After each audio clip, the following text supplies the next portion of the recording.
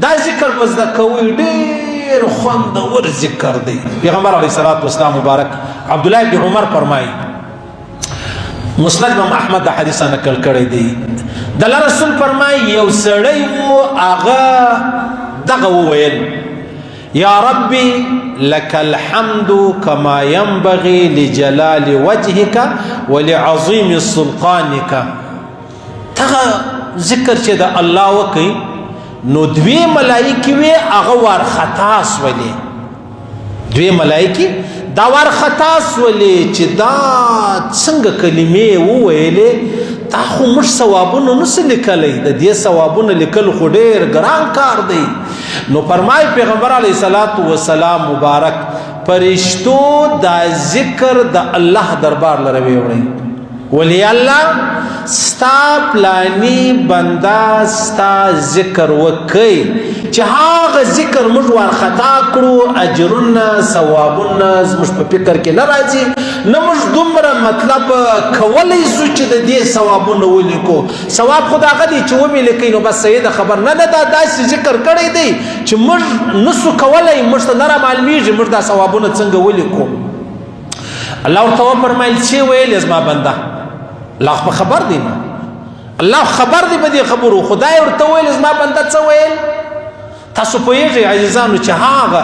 د الله رسول چې دا کومه مسله ما او تا مخ ته ایښې ده دا یو چا دا ذکر کړی دی نو دا خو ذکر وویې کوي بس دی په یدی د الله رب العزت دربار دا ولې الله رب العزت هم ما او تا ته راښکاره کړله د دې بنیادي وجه دا ده چې تاسو هم دغه ذکر کوئ الله رب العزت دومره عظیم ذات دی د لمر د الله یو مخلوق دی ټول دنیا ته بغیر د نفرت ته بغیر د بخله بغیر د تنګۍ وګر جهان ته رڼا ورکوي په دې دنیا کې به تاسو څوک نه لیدلی زما د لمر رڼا ټوله تا ویوړله ولې هغه وجه دا د لمر الله دومره عظیم پیدا کړی دی نو لمر مخلوق دی الله خالق دی نو الله ته هم دا خوند ورکوي لکه چې د لمر رڼا پر ګرد کائنات ګرځي را ګرځي نو الله رب العزت چې کوم ذکر دی د الله لوی خو ډېر عظیمه ده هغه هم الله فرمایي چې تاسو یې کوئ په هر وخت کې کوئ نو ورته ویلې دې فرشتو ته الله ویلې چې ویل زما بنده څه ویل هغه ورته ویلې ول یا الله قالا دواړو فرشتو ویلې ول یا ربي ای زما ربه یا رب لك الحمد كما ينبغي لجلال وجهك ولعظيم سلطانك دا ویل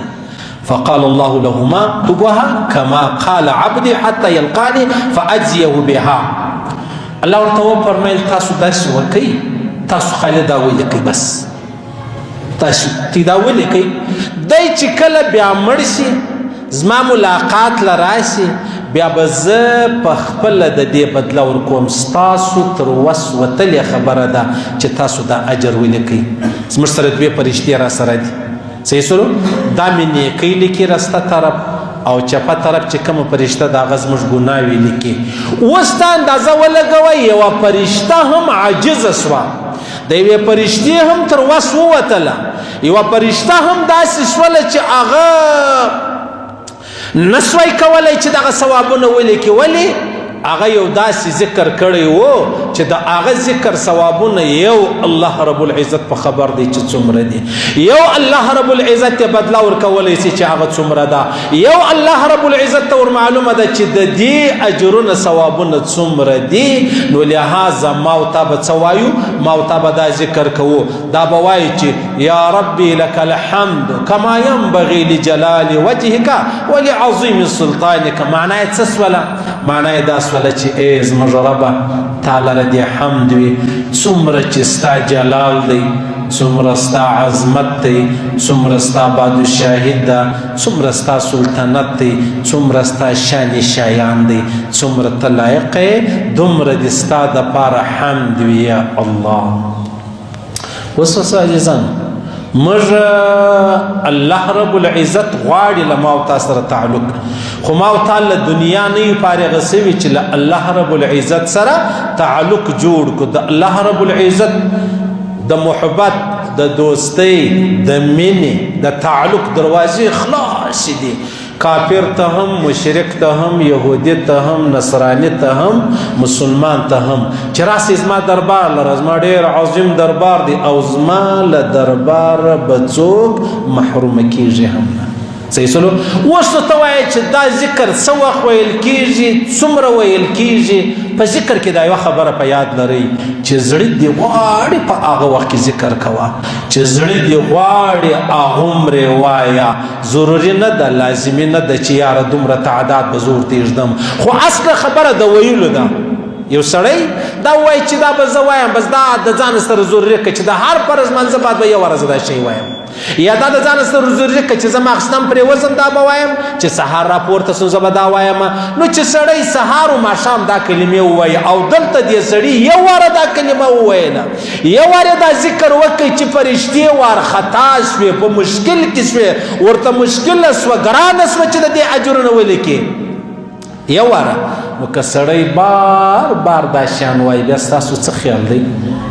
بیا به دا زما او ستا په اجرو کې کمی راشي ګورئ موږ دومره ګناوې کوو یا راسه کېږي نو دا ګناوې چې کوو یا راڅخه کېږي یا یې کوو موږ ستاسو نو دا خو ختمېده خو به غواړي که به نه غواړي د قیامت په ورځ خو عملنامه د ترازو دی میزان دی یو طرف ته عملنامه د نیکۍ ده بل طرف ته د ګناه ده دا تلل کېږي د چا به ګناه درنه سي وزني سي باري سي د چا به هغه نیکي چې ده هغه درنه سي باري سي وزني سي نو که د چا نیکي وزني سوه دا خلاص دی که د چا ګناه وزني سوه دا به ځي دا به د جهنم اور څکي هغه بله ده چې الله رب العزت عفو ورته وکړي یا د یو نبي یا د یو بزرګ یا د یو شهید یا یو صدیق یا د یو عالم و د حافظ و د قاری و د مجاهد شفاعت چې دی هغه د په باره کې الله رب العزت قبول کړي که نه نو دا خبره کنفرمه ده عزیزانو موږ به هم د هغه تورې وایو څنګه به وایو یا ربي لك الحمد كما ينبغي لجلال وجهك ولعظيم سلطانك سبحان الله او بیا چې ذکر کوئ پر تسبو باندې هم ویلی سي ښه خوند کوي الله رب العزت دروازه خلاصه کړې ده تاسو اندازه ولګوئ که الله رب العزت اعلان کړی وای چې تاسو به صدقه و خیرات روپۍ خرڅوئ بیا به زما ذکر کو که نه اجازه نشته لکه د دنیا چې کوم اصول دي دفتران دي ته به روپۍ خرڅوې بیا تر هغه ځایه ځان رسولی شې ته نشې رسېدلی دلته یو د الله دربار دی مه روپۍ خرڅوه مه جایداد خرڅوه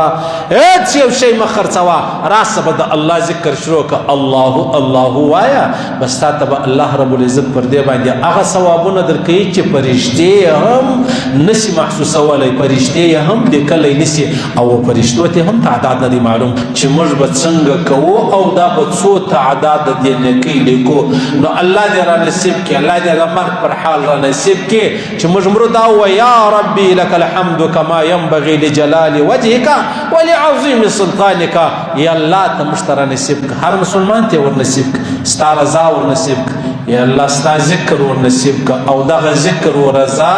په خپل دربار کې قبول کړه او منظور کړه